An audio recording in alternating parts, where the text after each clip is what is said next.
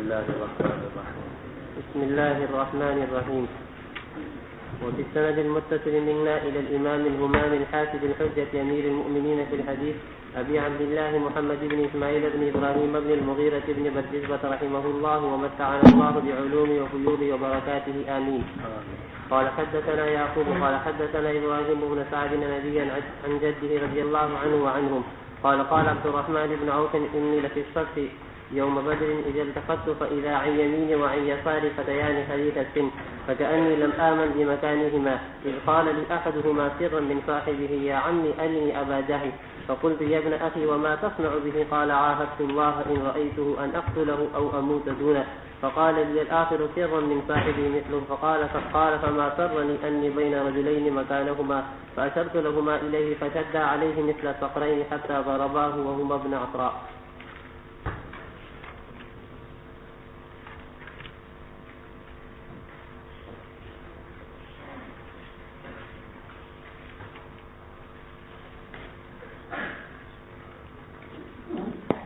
باب چل رہا ہے غزوہ بدر سے متعلق ابواب چل رہے ہیں. اب یہ روایت نقل کی معروف روایت ہے.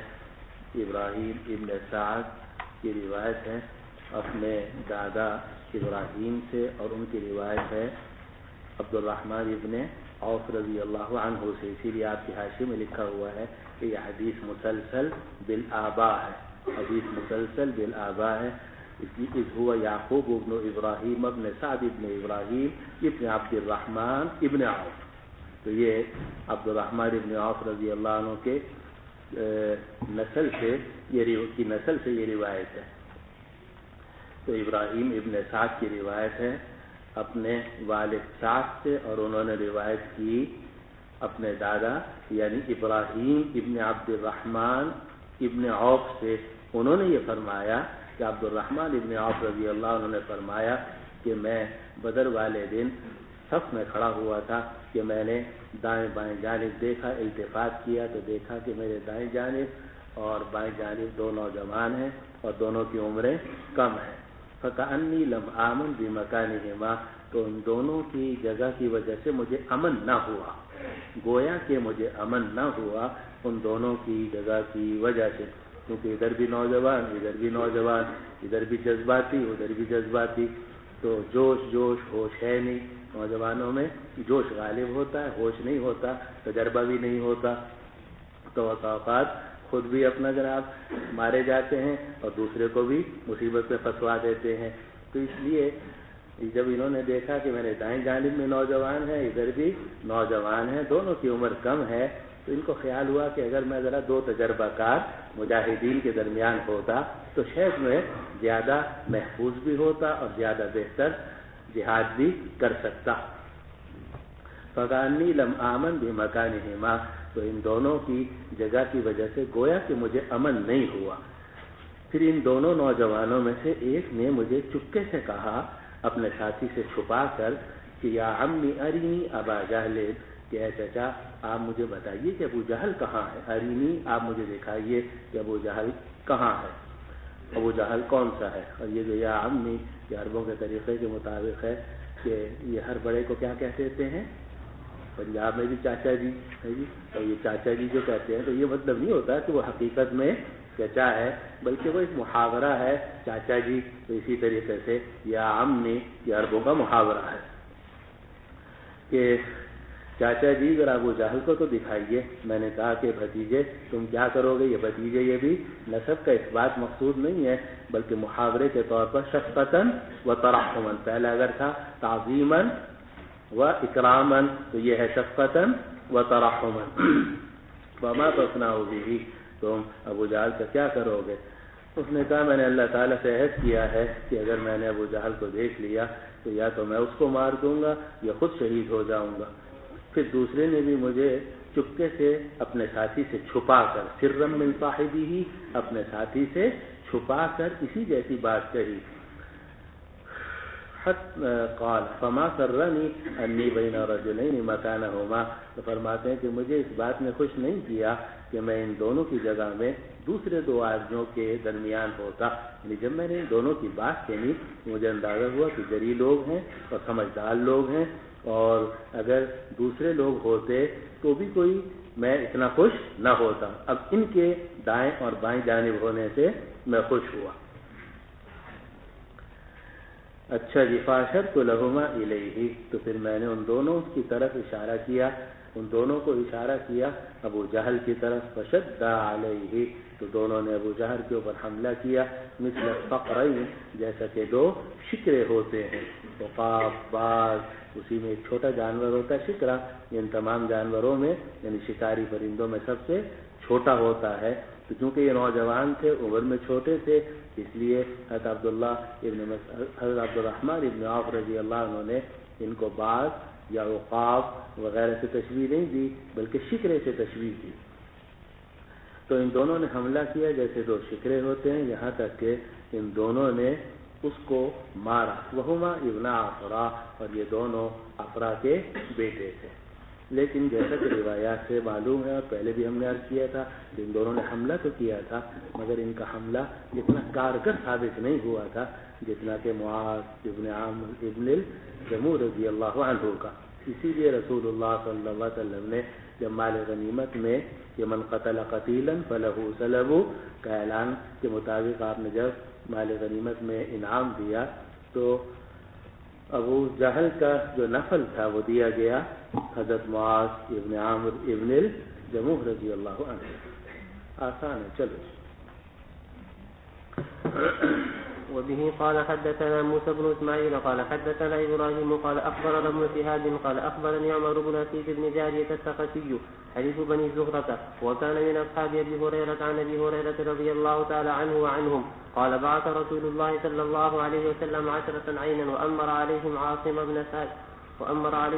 بن ثابت الانصاري جد عاصم بن عمر بن الخطاب حتى إذا كانوا بالهدة بين عسفان ومكة ذكروا لحي من هذيل يقال لهم بنو لحيان فنفروا لهم بقريب من 100 رجل رام فاقتصوا آثارهم حتى وجدوا مأكلهم التمر في منزل نزلوه فقال تمر يثرب فاتبعوا آثارهم حتى فلما حس بهم عاصم وأصحابه لجوا إلى موضع فأحاط بهم القوم فقالوا لهم أنزلوا فأعطوا بأيديكم ولكم العهد فقالوا لهم انزلوا فأعطوا بأيديكم ولكم العهد والميثاق ألا نقتل منكم أحدا فقال عاصم بن ثابت أيها القوم أما أنا فلا أنزل في ذمة كافر ثم قال اللهم أخبر عنا نبيك فرموهم بالنبل فقتلوا عاصما ونزل إليهم 3 نفر على العهد والميثاق منهم خبيب وزيد بن الدثنة ورجل آخر فلما استمكنوا منهم أطلقوا أوتار قسيهم فربطوهم بها قال الرجل الثالث هذا أول الغدر والله لا أصحبكم إن لي بهؤلاء أسوة يريد القتل فجرروه وعالجوه فأبى أن يصحبهم فانطلق بخبيب وزيد بن الدثنة حتى باعوهما بعد وقعة بدر فابتاع بنو الحارث بن عامر بن نفيل خبيبا وكان خبيب هو قتل الحارث بن عامر يوم بدر فلبث خبيب عندهم أسيرا حتى أجمعوا قتله فاستعار من بعض بنات الحارث موسى يستحد بها فأعارته فدرج بني لها وهي غافلة حتى أتاه فوجدته مجلسه على فخذه والموسى بيده قالت ففزعت فزعة عرفها خبيب فقال تخشين أن أقتله ما كنت لأفعل ذلك قالت والله ما رأيت أسيرا خيرا من خبيب والله لقد وجدته يوما يأكل قطفا من عنب في يده وإنه لموثق بالحديد وما بمكة من ثمرة وكانت تقول إنه لرزق رزقه الله خبيبا فلما خرجوا به من الحرم ليقتلوه في الحل قال لهم خبيب دعوني يصلي ركعتين فتركوه فركع ركعتين فقال والله لولا أن تحسبوا أن ما بي جزع لزدت ثم قال اللهم أحصهم عددا واقتلهم بددا ولا تبق منهم أحدا ثم أنت يقول فلست أبالي حين أقتل مسلما على أي جنب كان في الله مصرعي وذلك في ذات الإله وإن يشاء يبارك في أوصال شر ممزعي ثم قام إلي أبو سرعة عقبة بن الحارث فقتله وكان خبيب هو سن لكل مسلم قتل صبرا الصلاة وأخبر أصحابه يوم أصيب وبعث ناس من قريش إلى عاصم بن ثابت حين حدثوا أنه قتل أن يؤتوا بشيء منه يعرف وكان قتل رجلا عظيما من عظمائهم فبعث الله لعاصم مثل الذلة من الدبر فحمتهم من رسلهم فلم يقدروا أن يقطعوا منه شيئا وقال كعب بن مالك ذكروا مرارة بن الربيع العمرية وهلال بن أمية الوقتية رجلين صالحين قد شهدا بدرا. یہ روایت نقل کی ہے امام بخاری رحمۃ اللہ علیہ نے اس جگہ میں اور یہ روایت آگے صفحہ 585 پر بھی آ رہی ہے. یہ صفحہ 585 پر کہ بابن غزوۃ الرجی و ریل و ذکوان ذیر معونہ و حدیث عزل والقارہ و عاصم بن ثابت و خبیب و اصحابہ وقال ابن اسحاق حدثنا عاصم بن عمر انہا بعد احد، صفحہ 585. اور یہ واقعہ اصل میں غزوہ احد کے بعد پیش آیا ہے. اور قصہ یہ پیش آیا کہ ریحل اور ذکوان یہ دو قبیلے تھے. ان کے کچھ افراد حضور صلی اللہ علیہ وسلم کی خدمت میں حاضر ہوئے اور عرض کیا کہ آپ ہمارے ہاں دین کی تعلیم کے لیے کچھ افراد کو بھیج دیجئے. تو رسول اللہ صلی اللہ علیہ وسلم نے ان 10 افراد کو منتخب فرمایا کہ تم چلے جاؤ اور جا کر ان کو دین کی تعلیم دو. اور ساتھ ساتھ کچھ اور بھی کام حضور صلی اللہ علیہ وسلم نے ان کے سپرد فرمایا کہ قریش کے قافلوں کی جو آمد و رفت ہے اس کا بھی تم جائزہ لے کر آؤ. یہ حضرات یہاں سے نکلے تو جب یہ ریل اور ذکوان کے علاقے میں پہنچے تو ریل اور ذکوان والوں نے یہ خباثت کی کہ بنو لحیان کو اشارہ کیا اور ان سے کہا کہ یہ لوگ آئے ہوئے ہیں تو تم ان کو قتل کر دو. چنانچہ بنو لحیان کے لوگوں نے ان کو گھیرے میں لے لیا اور گھیرے میں لینے کے بعد یہ حضرات ایک پہاڑی کے اوپر چڑھ گئے اپنی جان بچانے کے لیے. اور 200 کے قریب وہ جو بنو لحیان کے لوگ تھے انہوں نے ان کو گھیرے میں لے لیا. 100 افراد وہ تھے جو تیر انداز تھے، باقی 100 افراد اور تھے. تو اس کا قصہ امام بخاری رحمۃ اللہ علیہ نے یہاں ذکر کیا. اور یہ روایت جو ہے آپ کے حاشیے میں دیکھو نیچے کی طرف لکھا ہوا ہے کہ یہ صفحہ 428 پر بھی گزری ہے کتاب الجہاد میں، یعنی گزرے گی. ویسے تو گزر چکی ہے لیکن گزرے گی آپ کے لیے کہ ومن رکع رکعتین عند القتل، یہ کہ اگر کوئی آدمی شہید ہو رہا ہو یا اس کو قتل کیا جانے والا ہو تو کیا قتل سے پہلے 2 رکعت پڑھنا یہ سنت ہے یا نہیں ہے؟ جواب یہ کہ سنت ہے، اور یہ سنت ہے حضرت خبیب ابن عدی رضی اللہ عنہ کی. یہ سنت ہے حضرت خبیب ابن عدی رضی اللہ عنہ کی. تو اگر کسی آدمی کو پتہ چل جائے کہ مجھے اب شہید کیا جانے والا ہے تو بہتر یہ ہے کہ وہ اپنا غسل کرے اور خوشبو وغیرہ لگائے، جیسے جمعے وغیرہ کی تیاری کے لیے جاتا ہے، اچھے کپڑے پہنے، اس کے بعد 2 رکعت نماز ادا کرے جیسا کہ حضرت خبیب ابن عدی رضی اللہ عنہ نے یہ کیا تھا. تو کتاب الجہاد میں بھی یہ روایت گزری. اور ادنا مناسبت کے ساتھ امام بخاری رحمۃ اللہ علیہ اس کو یہاں غزوہ بدر کے اندر بھی ذکر فرما رہے ہیں، لیکن اصل میں جو اس کا موقع ہے وہ غزوہ احد کے بعد یہ ریل اور ذکوان کا قصہ ہے. ریل اور ذکوان کا جو یہ قصہ پیش آیا غزوہ احد کے بعد، اس وقت میں یہ واقعہ پیش آیا تھا. اصل اس کا موقع وہاں ہے، لیکن ہم یہی ترجمہ کر دیتے ہیں تاکہ وہاں آسانی ہو جائے.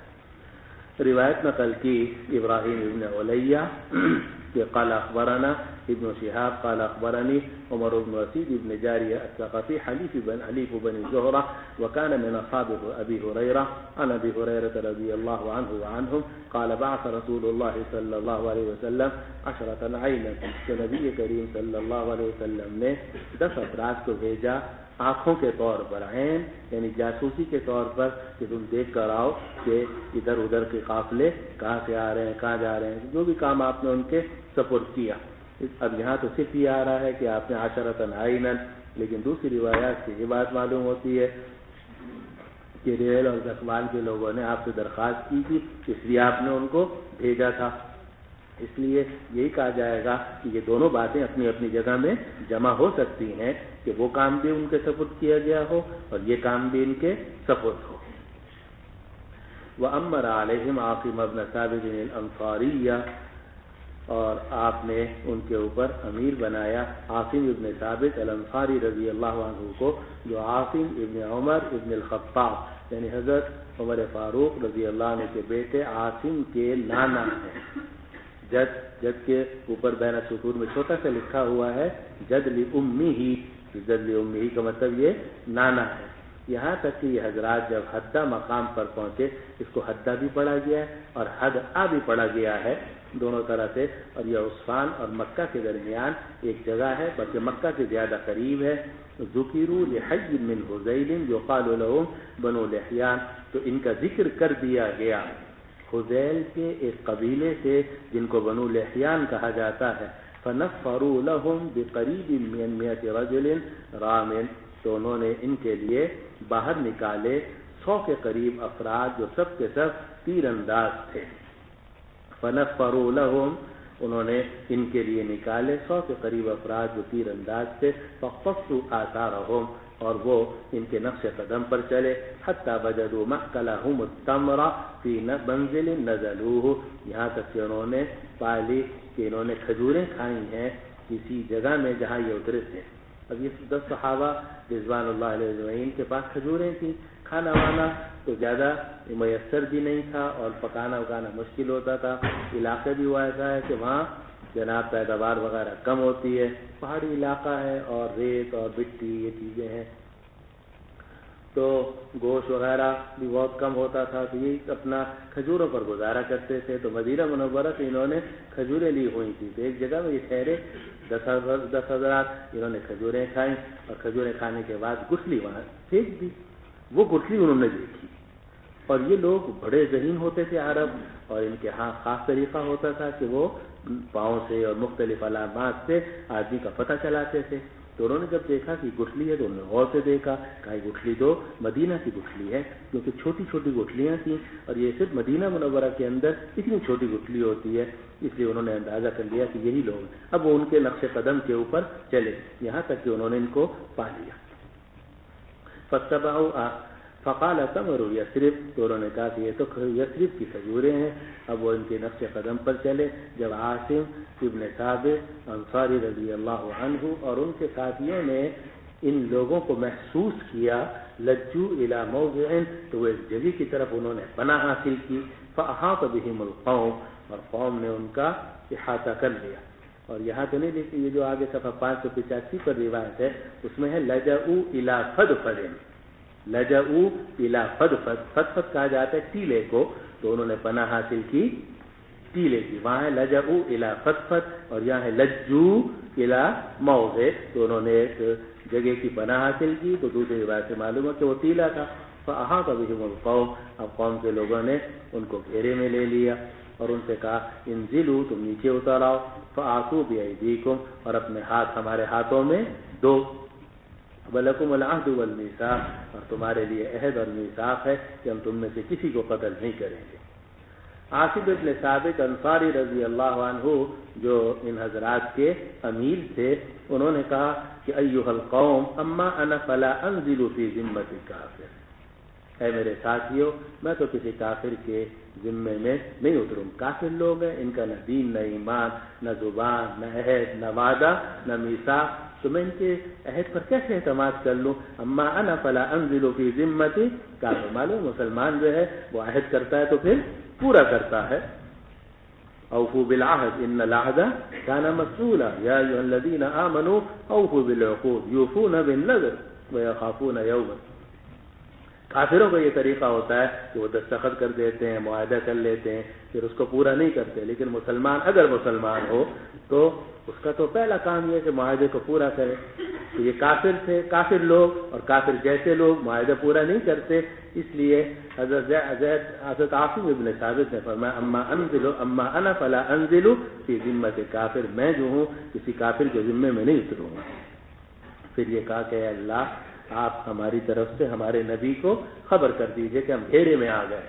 معلوم ہوا کہ یہ تو اسماع نہیں کر سکتے تھے، یہ تو اخبار نہیں کر سکتے تھے، مگر اللہ تعالیٰ تو کر سکتے تھے. اللہ تعالیٰ تو قادر مطلق ہیں، یہ تو آواز وہاں نہیں پہنچا سکتے تھے لیکن اللہ تعالیٰ تو پہنچا سکتے ہیں. اس لیے انہوں نے اللہ تعالیٰ سے دعا کی کہ اللہم اخبر عنا نبی. چنانچہ روایات میں آتا ہے کہ اسی دن جناب رسول اللہ صلی اللہ علیہ وسلم نے صحابہ کو اطلاع دے دی کہ تمہارے ساتھی ہیں وہ اس طرح گھیرے میں آ گئے. اللہم اخبر عنا نبیک فرموہم بالنبل. اب انہوں نے ان لوگوں نے ان کے اوپر تیر برسائے. اب یہ اخبار ممکن ہے یا نہیں ہے؟ ظاہر ہے وہی اسماع والی باتیں مولی صاحب، یہ ساری کی ساری وہی باتیں. بہت ساری چیزیں ہمارے بس میں نہیں ہیں، انسان نہیں کر سکتا، لیکن اللہ سبحانہ و تعالیٰ تو قادر مطلق ہے. اسی لیے ہمارے نزدیک کرامات بھی برحق ہیں. اور یہ کرامت تھی حضرت خبیب ابن عدی رضی اللہ عنہ کی کہ ان کی جو خبر تھی اور ان کی دعا قبول ہو کر وہاں تک پہنچ گئی.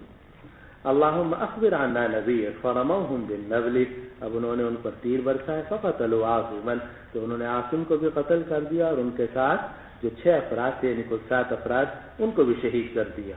ونزل الیہم 3 نفر، 3 افراد وہاں اتر آئے عہد پر اور میثاق پر، ان میں حضرت خبیب ابن عدی الانصاری رضی اللہ عنہ، زید ابن دسینہ، اور ایک اور آدمی، ان کا نام یہاں ذکر نہیں ہے لیکن روایتوں میں ہے، عبداللہ ابن طارق رضی اللہ عنہ۔ تو یہ 3 حضرات سے یہ اتر آئے۔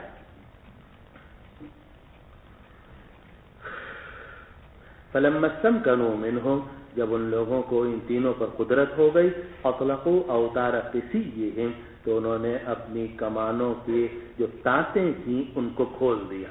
اپنی کمانوں کی تانتیں، یا یوں کہہ لو کہ ان کی کمانوں کی تانتیں، ضمیر ان کی طرف بھی راجع ہو سکتی ہے کہ انہی کی جو کمانیں تھیں ان کے تانتیں کھول دیں اور تانتوں سے ان کے ہاتھ باندھ دیے۔ فربطوہم بہا، تو انہوں نے اوتار سے ان کو باندھ دیا۔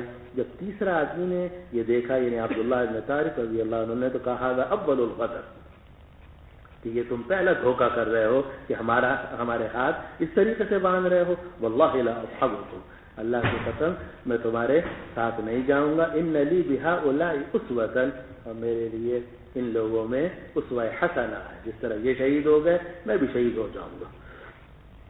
یرید القتل فجرروه وعالجوه، انہوں نے ان کو گھسیٹنے کی کوشش کی اور بڑی ان پر زبردستی کی۔ فابى ان يصحبهم، لیکن انہوں نے ساتھ جانے سے انکار کر دیا، چنانچہ ان کو وہاں شہید کر دیا گیا۔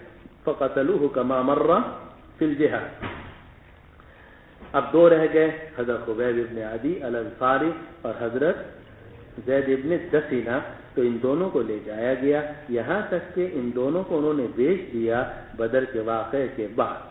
واقعہ تو پیش آیا ہے یہ غزوہ احد کے بعد، لیکن یہ جب غزوہ بدر میں ان 2 حضرات نے، یہ 2 حضرات بھی بدری صحابی ہیں، اور یہی امام بخاری رحمۃ اللہ علیہ اس جگہ میں ثابت کرنا چاہتے ہیں کہ باب فضل من شہید بدرا، کہ حضرت خبیب ابن عدی اور حضرت زید ابن دسینہ رضی اللہ عنہ یہ غزوہ بدر کے اندر شریک ہوئے تھے، اور انہوں نے مشرکین مکہ کے 2 افراد کو قتل کیا تھا۔ تو ان 2 افراد کے جو ورثاء تھے انہوں نے ان کو خرید لیا کہ تاکہ ہم اپنے مقتولین کے انتقام ان سے لے سکیں۔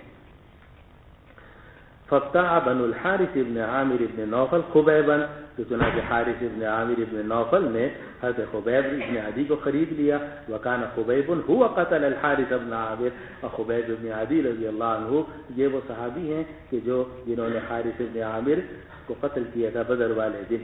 فلبث خبیب عندهم اسیرا، تو خبیب ان کے پاس قیدی رہے یہاں تک کہ ان سب نے ان کے قتل کا ارادہ کیا۔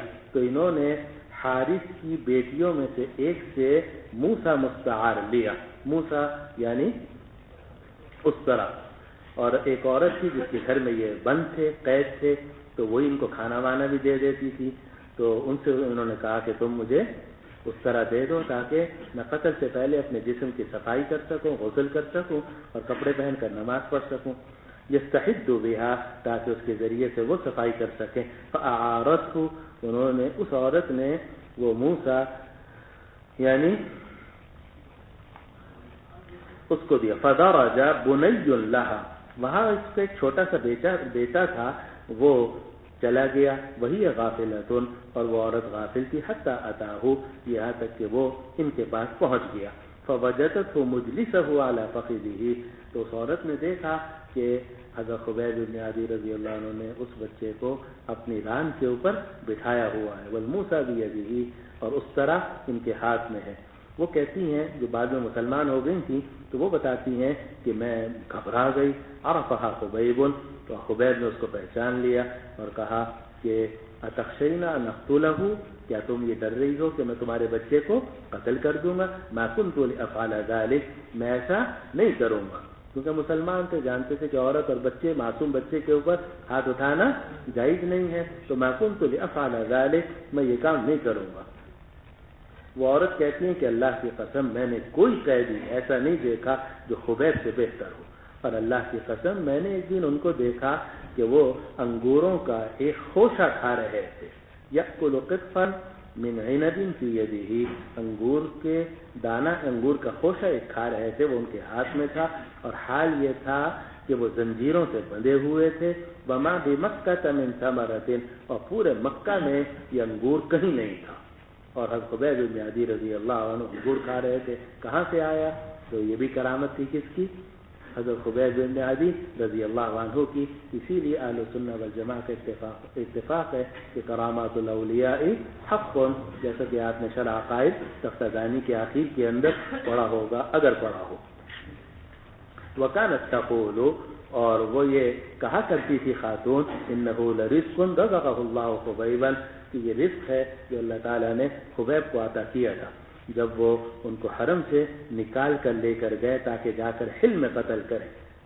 حرم کا وہ بھی احترام کرتے تھے، مکہ کے جو قریش تھے کافر، وہ بھی حرم کا احترام کرتے تھے، حرم میں عام طور سے قتل نہیں کرتے تھے، تو گرفتار تو کیا ہوا تھا ان کو مکہ مکرمہ میں، لیکن جب ان کو قتل کرنے کا وقت آیا تو ان کو تنعیم لے کر گئے، وہ جہاں مسجد عائشہ آج کل مشہور ہے، تو تنعیم لے کر گئے، اور بہت سارے مکہ والے تقریباً وہاں پہنچ گئے، اور وہاں حلم میں لے جا کر انہوں نے قتل کرنے کا ان کو ارادہ کیا۔ تو قال لهم خبیب، تو حضرت خبیب رضی اللہ عنہ نے فرمایا کہ تم مجھے چھوڑ دو کہ پہلے میں 2 رکعت نماز پڑھ لوں۔ انہوں نے چھوڑ دیا، انہوں نے 2 رکعتیں پڑھی، اور فرمایا اللہ کی قسم اگر یہ بات نہ ہوتی کہ تم یہ خیال کرو گے کہ مجھے گھبراہٹ ہے، لزدت، تو میں اور زیادہ پڑھتا۔ دل تو چاہ رہا ہے کہ اللہ سبحانہ و تعالیٰ کے لیے زیادہ نماز پڑھوں، 2 رکعت سے زیادہ، لیکن تم یہ سمجھو گے کہ شاید یہ موت سے گھبرا کر لمبی لمبی نمازیں پڑھ رہا ہے۔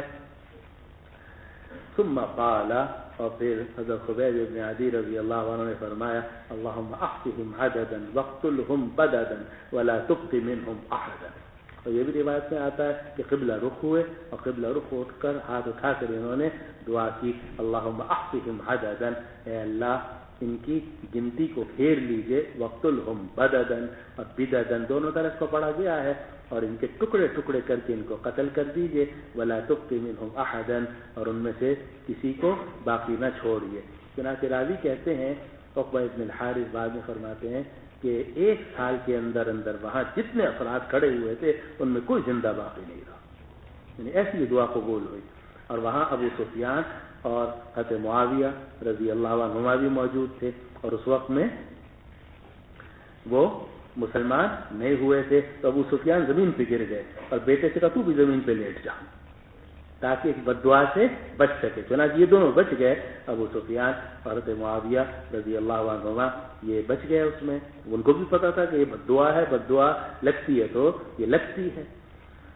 تو 1 سال کے اندر اندر جتنے لوگ وہاں کھڑے ہوئے تھے کوئی باقی نہیں رہا۔ پھر اس وقت انہوں نے یہ شعر پڑھے فلست ابالی حين اقتل مسلما على اي جنب كان في الله مصرعي وذلك في ذات الاله وان يشاء يبارك في اوصال شلو ممزعي، يبارك على اوصال شلو ممزعي، دونوں طرح اس کو پڑھا گیا ہے۔ فلست ابالی حين اقتل مسلما، مجھے کوئی پرواہ نہیں ہے جب مجھے اسلام کے ساتھ شہید کیا جا رہا ہے، علی ای جنب کان فی اللہ مصرعی، کہ کس پہلو پر میرا مصرع ہوگا۔ مصرع کے معنی پچھڑنے کی جگہ، میں دائیں جانب گروں گا جب مجھے شہید کیا جائے گا یا بائیں جانب، اس سے کیا فرق پڑتا ہے؟ کہ شہادت کس کے لیے ہے؟ اللہ کے لیے۔ فلست ابالی حین اقتل مسلما علی ای جنب کان فی اللہ مصرعی، جب مجھے قتل کیا جا رہا ہے تو مجھے کیا پرواہ ہے کہ میں دائیں گروں گا یا بائیں، کس پہلو پر میرا مصرع ہوگا۔ وذالک فی ذات الالہ وان یشاء، اور یہ جو کچھ ہو رہا ہے اللہ کے لیے ہو رہا ہے۔ وذالک فی ذات الالہ وان یشاء، یہ اللہ کی ذات کے لیے ہے۔ وان یشاء، اور اگر اللہ چاہے، یبارک علی اوصال شلو ممزعی، تو اللہ برکت دے سکتا ہے جسم کے ان ٹکڑوں پر جن کو ٹکڑے ٹکڑے کر دیا گیا ہو۔ یبارک، اللہ برکت دے سکتا ہے، اوصال جمع وصل کی، وصل کہتے ہیں ٹکڑے کو، شلو کہتے ہیں جسم کو، اور ممزع کہتے ہیں جس کو ٹکڑے ٹکڑے کر دیا گیا ہو۔ مزق یمزق اور مزع یمزع دونوں کا معنی ایک جیسا ہے۔ تو وذالک فی ذات الالہ وان یشاء، اور یہ جو کچھ ہے اللہ کے لیے ہے، اللہ کی ذات کے لیے ہے۔ اور اسی سے آگے چل کے آخر میں کتاب التوحید کے اندر امام بخاری رحمۃ اللہ علیہ استدلال کریں گے کہ اللہ کے لیے ذات کا استعمال کرنا جائز ہے. یہ بھی سے استدلال کریں گے کہ اللہ کی ذات ہے، اللہ کی ذات بہت اونچی ہے، تو ذات کا اطلاق کرنا جائز یا ناجائز؟ جائز ہے، اور احادیث سے ثابت ہے. وذالک فی ذات الالہ وان یشاء، اور یہ اللہ کی ذات کے لیے ہے جو کچھ ہے، اور اگر اللہ چاہے یبارک علی اوصال سلب ممزئی، اللہ برکت دے سکتا ہے جسم کے ٹکڑوں پر جن کو ٹکڑے ٹکڑے کر دیا گیا ہو. اوصال شلب جسم کے ٹکڑوں پر، ممزعی جن کو ٹکڑے ٹکڑے کر دیا گیا ہو. جب یہ شعر پڑھ لیا، دعا کر لی، تو ابو سروا عقبہ ابن الحارث یعنی حارث ابن عامر کا بیٹا، یعنی حارث ابن عامر تو وہ شخص ہے کہ جس کو خبیب ابن عدی رضی اللہ عنہ نے غزوہ بدر کے اندر قتل کیا تھا، اس کا بیٹا اس کا وارث تھا.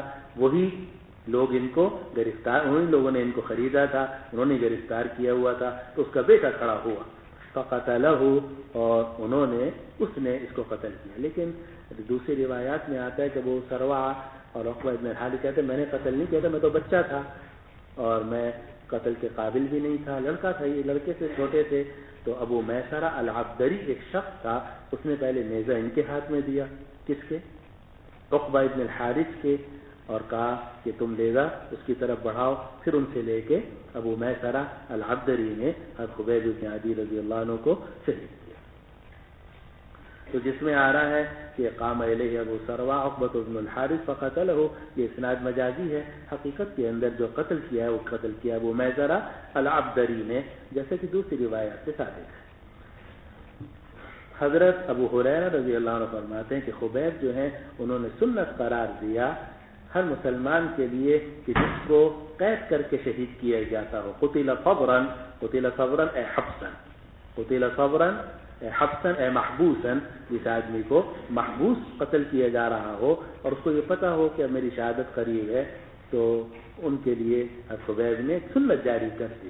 وانما صار ذلك سنة لأنه فعل في حياته صلى الله عليه وسلم واستحسنه عليه السلام وأقره، میں نے سطور میں لکھا ہوا ہے. وأخبر أصحابه يوم أصيبوا، اور حضور صلی اللہ علیہ وسلم نے اپنے صحابہ کو خبر دے دی جس دن وہ شہید کیے گئے.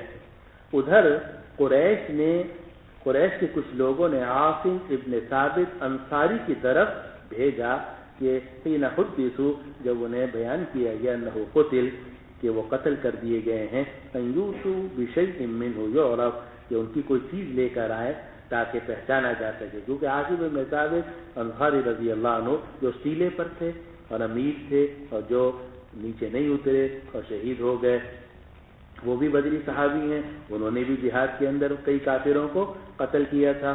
تو وہ جو مقتولین کے ورثاء تھے انہوں نے ان خوشی کا اظہار کیا کہ ہمارا باپ کا اس کا قاتل اس طرح قتل کیا گیا. تو انہوں نے کہا کہ اس کی کوئی لاش کا حصہ لے کر آؤ. چنانچہ انہوں نے کچھ لوگوں کو بھیجا کہ اس ٹیلے سے فد سے وہ لاش کا کوئی حصہ سر وغیرہ کاٹ کر لائے. وَكَانَ قَتَلَ رَجُلًا عَظِيمًا مِنْ عُظَمَائِهِ، اور انہوں نے ان کے عظماء میں سے ایک عظیم آدمی کا قتل کیا تھا. فَبَعَثَ اللَّهُ لِعَاصِمٍ مثل الذلة من الدبر، تو اللہ تعالیٰ نے حضرت عاصم کے لیے صاحبان کی طرح بھیڑیں بھیج دی. دبر کہا جاتا ہے ڈیمو، بھیڑ ہوتی ہے نا کاٹنے والی، گرمیوں کے زمانے کے اندر خاص طور پر، تو وہ بھیڑیں اور ڈیمو جو ہے وہ چاروں طرف سے وہ آ گئے. انہوں نے حضرت عاصم ابن ثابت انصاری رضی اللہ عنہ کے لاش کو گھیرے میں لے لیا. فحمته من رسلهم، اور ان دبر نے حضرت عاصم ابن ثابت کی لاش کو بچا لیا ان کے قاصدوں سے. فلم يقدروا ان يقطعوا منه شيئا، اور وہ اس بات پر قادر نہ ہو سکے کہ حضرت عاصم ابن ثابت کی لاش میں سے کوئی چیز کاٹ سکے. بات ختم ہو گئی. اب یہ جو روایت ہے یہ امام بخاری رحمۃ اللہ علیہ نے ذکر کی، اور یہ قصہ ہے عضل اور قارہ کا اور بنو لحیان کا. اور یہ قصہ اور بیر معونہ کا قصہ تقریباً ساتھ ساتھ پیش آئے ہیں، اور یہ دونوں افسوسناک واقعات تھے جن سے حضور صلی اللہ علیہ وسلم کو بڑا صدمہ ہوا. چنانچہ آگے آپ پڑھیں گے کہ جب یہ دونوں واقعات بیر معونہ میں 70 قراء کو شہید کیا گیا، اور یعزل قارہ بنو لحیان کے قصے کے اندر یہ 10 صحابہ رضوان اللہ علیہ وسلم شہید ہوئے تو حضور صلی اللہ علیہ وسلم نے قنوت نازلہ پڑھی اور یہیں سے قنوت نازلہ کی ابتدا ہوئی اور 1 مہینے تک آپ نے قنوت نازلہ پڑھی اور ان قبائل پر آپ نے بد دعا کی۔ اب یہ واقعہ تو احد کے بعد پیش آیا ہے، لیکن امام بخاری رحمۃ اللہ علیہ نے یہاں اس کو ذکر کیا ادنا مناسبت کے ساتھ کہ انہوں نے یہ بدری صحابی تھے، عاصم ابن ثابت بھی، حضرت خبیب ابن عدی بھی، حضرت زید ابن دسنہ بھی، اور زید ابن دسنہ اور خبیب ابن عدی کو مقتولین بدر کے جو ورثاء تھے انہوں نے خریدا تھا اور پھر اسی میں ان کو شہید کیا، بات ختم ہو گئی۔ اب آگے امام بخاری رحمۃ اللہ علیہ یہ ذکر کرنا چاہتے ہیں، اس کا اس حدیث سے کوئی تعلق نہیں ہے، بلکہ یہ ایک علیحدہ حدیث معلق ہے کہ جس کو بغیر سند کے امام بخاری رحمۃ اللہ علیہ نے یہاں ذکر کیا ہے، لیکن یہ حدیث کعب ابن مالک کا ایک حصہ ہے، یہ حدیث کعب ابن مالک کا حصہ ہے، اور حدیث کعب ابن مالک آگے غزوہ تبوک کے وعلی الثلاثة الذین خلفوا کے قصے کے اندر آنے والی ہے۔ اس کا ایک ٹکڑا امام بخاری رحمۃ اللہ علیہ نے یہاں ذکر کیا اور یہ فرمایا کہ کعب ابن مالک، مرارہ ابن ربیع اور ہلال ابن امیہ، جن کے بارے میں ہم نے کیا کہا تھا کہ اگر آپ نے ان تینوں کا نام یاد رکھنا ہے تو مکہ یاد رکھو، مرارہ ابن ربیع، کعب ابن مالک، ہلال ابن امیہ، یہ تینوں جو ہیں یہ بھی بدری صحابی ہیں، یہ تینوں جو ہیں یہ بھی بدری صحابی ہیں۔ تو امام بخاری رحمۃ اللہ علیہ یہ بتانا چاہتے ہیں کہ یہ تینوں حضرات جن سے بعد میں کچھ غلطی ہو گئی، یہ بھی بڑے صحابہ میں ہیں، بدری صحابہ میں سے ہیں۔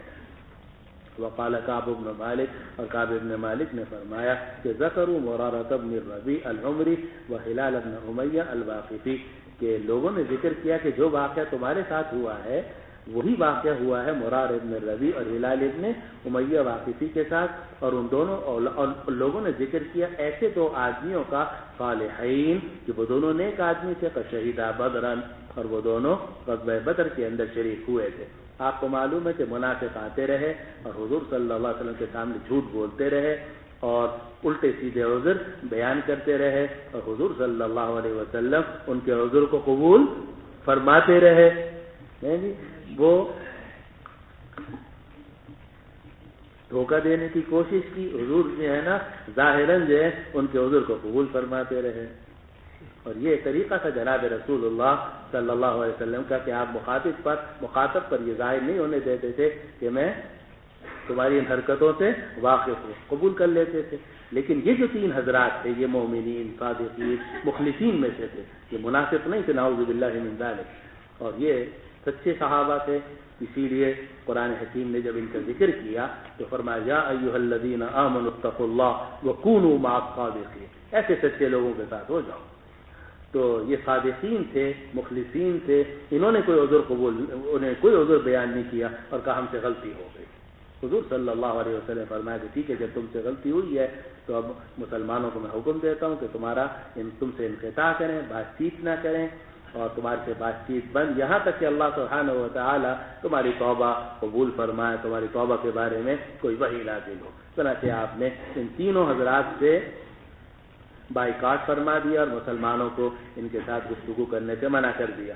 تو جب کعب بن مالک کے ساتھ یہ بات پیش آئی تو لوگوں نے ان سے کہا کہ تم بھی جھوٹ بول دیتے جیسے اور منافقوں نے جھوٹ بولا۔ کہا نہیں، میں یہ کام نہیں کر سکتا، میں جھوٹا آدمی نہیں ہوں، مسلمان جھوٹ نہیں بولتا، اس لیے میں جھوٹ نہیں بول سکتا تھا۔ جو بات سچ تھی میں نے عرض کر دی، اب اللہ سبحانہ و تعالی ہماری توبہ کو قبول کرنے والے ہیں۔ بعد میں انہوں نے لوگوں سے پوچھا کہ بھئی کیا کوئی اور بھی ایسا ہے جس کا میرے ساتھ جیسا معاملہ ہوا ان کے ساتھ ہوا ہو؟ انہوں نے کہا 2 آدمی اور ہیں، مرارہ ابن ربیع، ہلال ابن امیہ، کہ انہوں نے بھی آ کے کوئی عذر بیان نہیں کیا تھا بلکہ اپنی غلطی کا اظہار کیا، تو حضور صلی اللہ علیہ وسلم نے ان کے بارے میں بھی وہی حکم دیا جو تمہارے لیے۔ تو ان کو ذرا اطمینان ہوا، اور اطمینان اس لیے ہوا کہ جن 2 حضرات کا ذکر کیا جا رہا تھا وہ بدری صحابی ہیں، اور بدری صحابہ کا تو مقام بہت اونچا مقام ہے، تو ان کو اطمینان ہوا کہ جو 2 بدری صحابی رضی اللہ عنہ اجمعین نے یہ کام کیا ہے تو امید یہ ہے کہ میں جب ان کے ساتھ ہوں گا تو میری بھی مغفرت ہو جائے گی، ان کی مغفرت ہوگی تو میری بھی مغفرت ہوگی۔ اس کو یہاں امام بخاری رحمۃ اللہ علیہ نے معلق طور پر ذکر کیا کہ کعب ابن مالک نے فرمایا کہ لوگوں نے ذکر کیا مراد ابن ربیع کا اور ہلال ابن امیہ کا، اور وہ دونوں نیک آدمی ہیں جو غزوہ بدر کے اندر شریک ہوئے. چلو لا الہ الا اللہ. وبه قال حدثنا قتيبة قال حدثنا ليث عن يحيى عن نافع وبه قال حدثنا قتيبة قال حدثنا ليث عن يحيى عن نافع أن ابن عمر رضي الله تعالى عنهما وعنهم ذكر له أن سعيد بن زيد بن عمرو بن نفيل وكان بدريا مرض في يوم الجمعة فركب إليه بعد أن تعالى النهار واقتربت الجمعة وترك الجمعة وقال الليث حدث بس آگے بھی دوسری روایت ہے. یہ روایت نقل کی یہ بتانے کے لیے کہ بدری صحابہ کے اندر حضرت سعید ابن زید ابن عمرو ابن نفیل بھی شامل ہیں. جس طرح اور صحابہ بدر میں شریک ہوئے، اس طرح حضرت سعید ابن زید ابن عمرو ابن نفیل بھی شامل ہیں. اور آپ کو پتہ ہے کہ حضرت سعید ابن زید رضی اللہ عنہ عشرہ مبشرہ میں سے ہیں، اور یہ حضرت عمر فاروق رضی اللہ عنہ کے بہنوئی ہیں، اور یہی وہ صحابی ہیں کہ جن کی وجہ سے حضرت عمر فاروق رضی اللہ عنہ نے اسلام قبول کیا. مشہور قصہ ہے کہ اپنی بہن کے یہاں گئے تو یہ بہن اور بہنوئی جو ہے وہ قرآن مجید پڑھ رہے تھے. انہوں نے چھپا لیا، کہا تم کیا پڑھ رہے تھے؟ کہا کچھ نہیں. کہا نہیں میں نے آواز سنی ہے. انہوں نے کہا ہم قرآن پڑھ رہے تھے. کہا لاؤ مجھے قرآن دکھاؤ. کہا تم تو ناپاک ہو، ہم تو قرآن تمہارے ہاتھ میں نہیں دے سکتے. الی آخری ہی لمبا چوڑا قصہ. تو وہ جو حضرت عمر فاروق رضی اللہ عنہ نے اسلام قبول کیا اپنے بہنوئی کی وجہ سے، وہ بہنوئی کون ہے؟ حضرت سعید ابن زید ابن عمرو ابن نفیل رضی اللہ عنہ. یہ صحابہ میں سے ہیں اور السابقون الاولون میں سے ہیں، یعنی عمر فاروق سے بھی پہلے مسلمان ہوئے تھے، بلکہ عمر فاروق کے اسلام کا ذریعہ بنے ہیں یہ، اور یہ بھی بدری صحابہ میں سے. اس لیے امام بخاری رحمۃ اللہ علیہ نے یہ حدیث ذکر کی. حالانکہ اس حدیث کا تعلق یہ کتاب الجمعہ سے ہے. یہ حضرت سعید ابن زید ابن عمرو ابن نفیل رضی اللہ عنہ کے مناقب میں سے ہے. روایت نقل کی کہ عبداللہ ابن عمر رضی اللہ عنہ سے یہ بات ذکر کی گئی کہ سعید ابن زید ابن عمرو ابن نفیل جو ہیں وکان بدرین، وہ بدری صحابی ہیں. مریضہ فی یوم جمعۃ، وہ بیمار ہو گئے ہیں جمعے والے دن. فرکب الیہ بعد ان تعالی النہار، تو عبداللہ ابن عمر ان کی طرف سوار ہو کے تشریف لے گئے بعد اس کے کہ دن بلند ہو چکا تھا. واقتربت الجمعۃ، اور جمعہ قریب آ چکا تھا. وترک الجمعۃ، اور عبداللہ ابن عمر نے جمعہ چھوڑ دیا. حضرت سعید ابن زید ابن عمرو ابن نفیل مدینہ منورہ سے باہر رہتے تھے اور وہاں گاؤں تھا، جمعہ نہیں ہوتا تھا. تو حضرت عبداللہ ابن عمر کو یہ پتہ چلا کہ سعید ابن زید جو ہے وہ بیمار ہے. تو ظاہر ہے کہ ان کے حضرت عمر فاروق کے بہنوئی تھے، حضرت عمر فاروق کے بہنوئی تھے. تو حضرت عبداللہ ابن عمر کے کون ہو گئے؟ پھپھا ہے نا، پھپھا ہو گئے نا، کیونکہ حضرت سعید ابن زید کے گھر میں ان کی عمر فاروق کی بہن تھی، بہن ہو گئی تو یہ پھپھی اور یہ پھپھا. تو پھپھا کے بارے میں یہ پتہ چلا کہ بیمار ہے اور رہتے تھے وہ مدینہ منورہ سے باہر. جمعے کا دن تھا، زوال کا وقت قریب آ رہا تھا، جمعہ قریب تھا، لیکن ایک طرف جمعہ تھا، دوسری طرف مریض کی عیادت تھی اور بیماری کی شدت تھی. تو حضرت عبداللہ ابن عمر رضی اللہ عنہ نے جمعہ چھوڑ دیا اور حضرت سعید ابن زید ابن عمرو ابن نفیل یعنی حضرت اپنے پھپھا کی عیادت کے لیے تشریف لے گئے. تو یہ بات ذکر کی امام بخاری رحمۃ اللہ علیہ نے کہ عبداللہ ابن عمر سے یہ بات ذکر کی گئی کہ سعید ابن زید ابن عمرو ابن نفیل وکان بدریا. اصل میں جو بتلانا ہے وہ یہ ہے، صرف یہ ٹکڑا مقصود ہے امام بخاری کو کہ وکان بدریا، اور یہاں سے یہ بات ثابت کرنا چاہتے ہیں کہ سعید ابن زید بھی غزوہ بدر کے اندر شریک ہوئے تھے.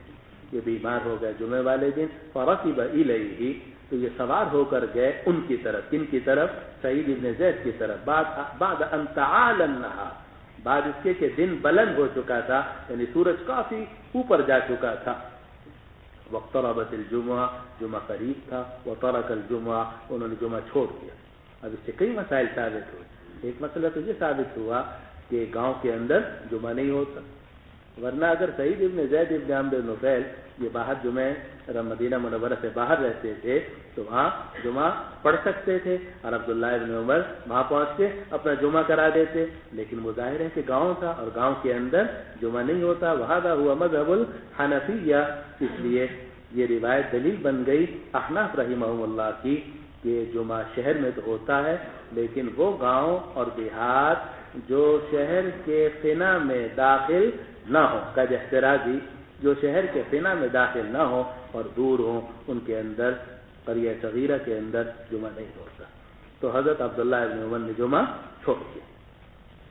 دوسرا اس سے مسئلہ یہ معلوم ہوا کہ اگر جمعے کا دن ہو اور آدمی صبح کو سفر کرنا چاہے تو سفر کرنے کی اجازت ہے یا نہیں ہے؟ تو جمہور فقہا رحمہ اللہ کے نزدیک سفر کرنے کی اجازت ہے، کیونکہ اس پر ابھی تک جمعہ فرض نہیں ہوا، کیونکہ اس پر جمعہ کب فرض ہوگا؟ زوال کے بعد۔ ظہر کی نماز کب فرض ہوگی؟ 11 بجے، 12 بجے۔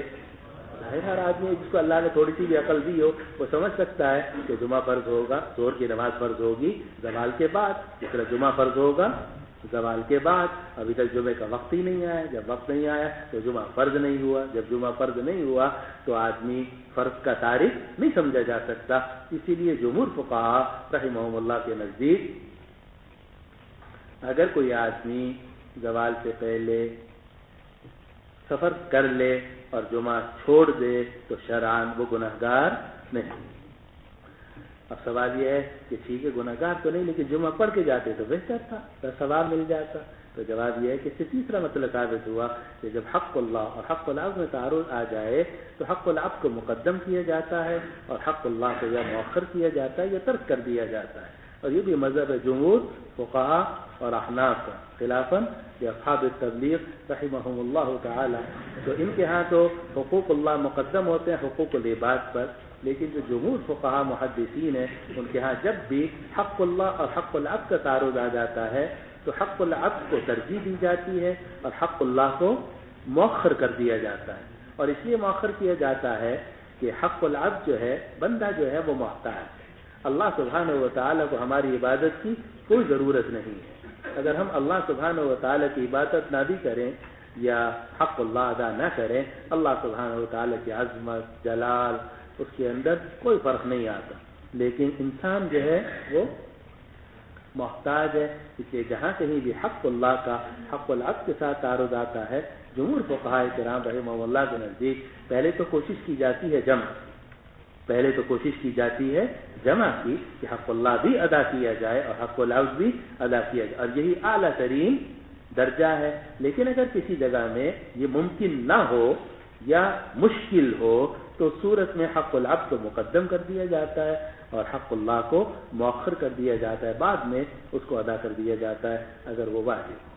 اسی لیے آپ نے پڑھا ہوگا کہ اگر بینم کہ نابینا ہو چاہت، اگر خاموش بنشینم گناہ، اگر میں دیکھوں کہ سامنے ایک نابینا ہے اور کنواں ہے اور نابینا کنویں کے اندر گرنے والا ہے تو آدمی کے لیے نماز جاری رکھنا ضروری ہے یا نماز توڑنا ضروری ہے؟ نماز توڑنا ضروری ہے اور اس کو بچانا ضروری ہے۔ ایک بچے کو آپ دیکھ رہے ہیں کہ کرنٹ لگ جائے گا، اس کو مر جائے گا، یا آگ ہے توے پر آگ کی طرف بڑھ رہا ہے یہ اور اس کا ہاتھ جل جائے گا، تو ایسے وقت میں اپنی فرض نماز کو توڑنا اور اس کی جان بچانا یہ بات ہے۔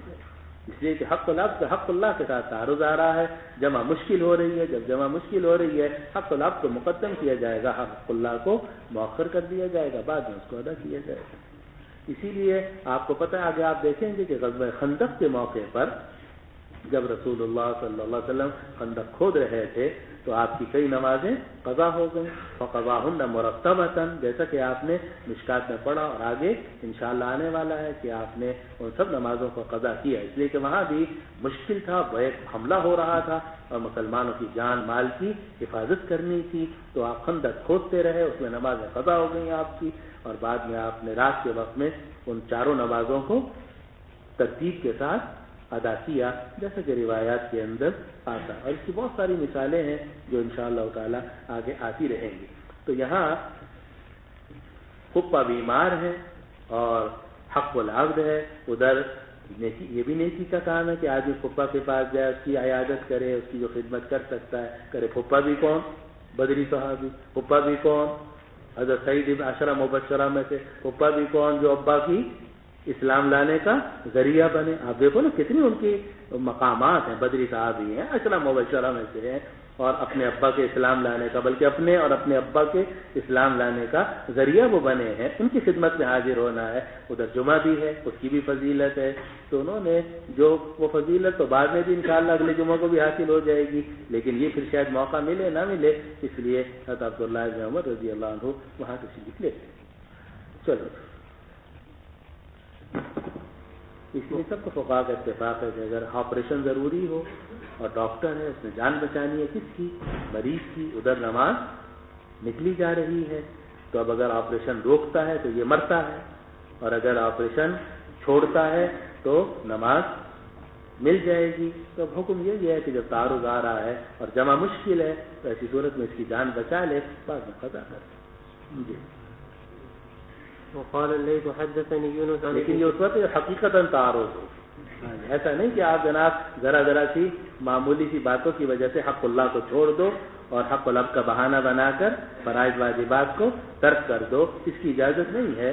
کما ہوا طریقۃ المتجددین اور کچھ لگا لو جو ہے جی، تو اصحاب الاہواء، تو لیکن اگر واقعتاً تعارض ہو اور تعارض بھی ایسا ہو کہ جمع کرنا ممکن نہ ہو تو پھر وہاں مجبوری میں یہ طریقہ اختیار کیا جاتا ہے۔ چلو، وقال الليث حدثني يونس عن ابن شهاب قال حدثني عبيد الله بن عبد الله بن عتبة رحمة الله عليه وعليهم أن أباه كتب إلى عمر بن عبد الله بن الأرقم الزهري يأمره أن يدخل على سبيعة بنت الحارث الأسلمية فيسأله عن حديثها، وأما قال لها رسول الله صلى الله عليه وسلم حين استفتت فكتب عمر بن عبد الله بن الأرقم إلى عبد الله بن عتبة يخبره أن سبيعة بنت الحارث أخبرته أنها كانت تحت سعد بن خولة وهو من بني عامر بن لؤي، وكان ممن شهد بدرا فتوفي عنها في حجة الوداع وهي حامل فلم تنسب أن رجعت حملها بعد وفاته، فلما تعلت من نفاسها تجملت الخطاب، فدخل عليها أبو سنابل بن بعثر رجل من بني عبد الدار فقال لها ما لي أراك تجملت للخطاب تردين النكاح وأنك والله ما أنت بناسي حتى تمر عليك 4 أشهر وعشر. قالت سبيعة فلما قال لذلك جمعت علي الثياب حين أمسيت وأتيت رسول الله صلى الله عليه وسلم فسألت عن ذلك فأفتاني بأني قد حللت حين وضعت حملي وأمرني بالتزوج من بدال. تابعه أطبق عن ابن وهب عن يونس. وقال الليث حدثني يونس عن ابن شهاب وسألناه فقال أخبرني محمد بن عبد الرحمن بن ثوبان مولى بني عامر بن لؤي أن محمد بن إياس بن البكير وكان أبوه شهيد بدر. ساری روایت امام بخاری رحمۃ اللہ علیہ ذکر کرنا چاہتے ہیں کہ ان لوگوں کا بڑا مقام ہے جو غزوہ بدر کے اندر شریک ہوئے ہوں، اسی لیے صحابہ جب حدیثیں ذکر کرتے ہیں اور کہیں راوی کا نام آ جاتا ہے تو کہتے ہیں وکانا شہید بدر، وکانا شہید بدر، وکانا من البدریین، وکانا بدریہ، تو وہ تو بدری صحابی تھے۔ تو یہ اس بات کا اظہار ہوتا ہے کہ یہ کوئی معمولی صحابی نہیں ہے، بہت بڑے صحابی ہیں اور اصحاب بدر میں ان کا شمار ہے۔ انہی میں حضرت سعد ابن خولہ رضی اللہ عنہ تھے کہ جن کا انتقال ہوا حجۃ الوداع کے اندر، اور وکان ممن شہد بدرا، وہ بھی غزوہ بدر کے اندر شریک ہوئے۔ اب حدیث سے ذکر کی جا رہی ہے، یہ حدیث حضرت سبیعہ بنت الحارث کہلاتی ہے، حدیث سبیعہ بنت الحارث، اور اس سے استدلال کیا جاتا ہے ایک مسئلے پر جس میں جمہور علماء اور بعض صحابہ رضوان اللہ علیہم اجمعین کا اختلاف ہوا ہے۔ جمہور علماء کا تو مذہب یہ ہے کہ اگر کوئی عورت مطلقہ ہو یا متوفات عنہا الزوج ہو تو اس اور ہو حاملہ تو اس کی عدت وضع حمل ہے۔ اگر کوئی عورت مطلقہ ہو یا متوفات عنہا الزوج ہو تو اس کی عدت جو ہے حاملہ ہو تو اس کی عدت وضع حمل ہے۔ یہی مذہب ہے جمہور صحابہ رضوان اللہ علیہ اجمعین کا اور جمہور فقہاء کا، اور یہی حدیث سبیعہ بنت الحارث سے ثابت ہے، جیسا کہ ابھی آ جائے گا انشاءاللہ ورنہ کل آ جائے گا۔ لیکن حضرت علی رضی اللہ عنہ جو ہیں وہ ان سے یہ بات مروی ہے کہ وہ فرماتے تھے کہ عدتها آخر الاجلین، کہ اس کی عدت جو ہے وہ 2 مدتوں میں سے آخری عدت ہوگی۔ اسی کو آخر الاجلین بھی کہا جاتا ہے اور اسی کو ابعد الاجلین بھی کہا جاتا ہے۔ نیچے کتابوں میں آپ نے تھوڑا سا یہ مسئلہ پڑھا ہوگا، اور وجہ یہ ہے، اختلاف کی وجہ یہ ہے کہ قرآن مجید کی 2 آیتیں ہیں۔ ایک آیت سورۃ الطلاق کی ہے، اس میں فرمایا گیا کہ وَأُولَاتُ الْأَحْمَالِ أَجَلُهُنَّ أَن يَضَعْنَ حَمْلَهُنَّ، کہ جو حاملہ عورتیں ہیں ان کی عدت یہ ہے کہ ان کا وضع حمل ہو جائے۔ تو وضع حمل چاہے 8 مہینے میں ہو، چاہے 8 دن میں ہو، چاہے 8 گھنٹے میں ہو، اس آیت سے معلوم ہوتا ہے کہ جب وضع حمل ہوگا عدت ختم ہو جائے گی۔ فرض کیجئے کہ کسی عورت کے شوہر کا انتقال ہوا اور وہ حاملہ تھی، اور انتقال کے ایک دن کے بعد وضع حمل ہو گیا تو یہ آیت یہ بتلا رہی ہے کہ ایک دن کے اندر اس کی عدت ختم ہو جائے، کیونکہ وَأُولَاتُ الْأَحْمَالِ أَجَلُهُنَّ أَن يَضَعْنَ حَمْلَهُنَّ۔ اس کے مقابلے میں دوسری آیت ہے کہ اعوذ باللہ من الشیطان الرجیم والذین یتوفون منکم ویذرون ازواجا یتربصن بانفسہن 4 اشہر و10۔ اس سے معلوم ہوتا ہے کہ جو وفات کی عدت ہے وہ ہے 4 مہینے 10 دن جی۔ تو اب یہ 4 مہینے 10 دن، تو 4 مہینے 10 دن پورے کیے جائیں گے یا نہیں کیے جائیں گے؟ تو جمہور فقہا فرماتے ہیں کہ جو غیر حاملہ ہے اس کی عدت تو ہے 4 مہینے 10 دن، لیکن جو حاملہ ہے اس کی عدت ہے اجلہن ان یضعن حملہن۔ یہ طریقہ ہے جس کو جمہور صحابہ نے اختیار کیا دونوں آیتوں کے جمع کرنے میں اور دونوں آیتوں پر عمل کرنے میں۔ تو سورۃ الطلاق کی آیت ہے وہ محمول ہے اولاۃ الاحمال پر، محمول کے اعصاب اس کے اندر موجود ہے، اور والذین یتوفون جو ہے اس کے اندر تخصیص ہے اور مراد اس سے غیر حاملہ ہے۔ لیکن حضرت علی رضی اللہ عنہ اور ایک قول کے مطابق حضرت عبداللہ ابن عباس رضی اللہ عنہ سے یہ بات مروی ہے کہ یہ دونوں حضرات اس بات کے قائل تھے کہ عدتھا ابعد الاجلین، کہ اس کی عدت جو ہے وہ ابعد الاجلین ہوگی۔ ابعد الاجلین سے کیا مراد کہ اگر فرض کیجئے کہ 2 مہینے بعد وضع حمل ہو گیا اور 2 مہینے کے اندر ولادت ہو گئی تو ابعد الاجلین کا اعتبار کیا جائے گا، یعنی 4 مہینے 10 دن کا اعتبار کیا جائے گا۔ اور اگر وہ عورت حاملہ ہے اور 4 مہینے 10 دن گزر گئے ہیں لیکن ابھی تک وضع حمل نہیں ہوا اور وضع حمل ہوا ہے 7 مہینے کے بعد تو پھر اعتبار ہوگا 7 مہینے کا۔ یہ قول مروی ہے حضرت علی رضی اللہ عنہ اور حضرت عبداللہ ابن عباس رضی اللہ عنہما سے، لیکن جمہور فقہا نے اس قول کو اختیار نہیں کیا، اس لیے کہ صریح حدیث موجود ہے حضرت صبح بنت الحارث رضی اللہ عنہ کی، جو انشاءاللہ تعالی کل آئے گی۔ واللہ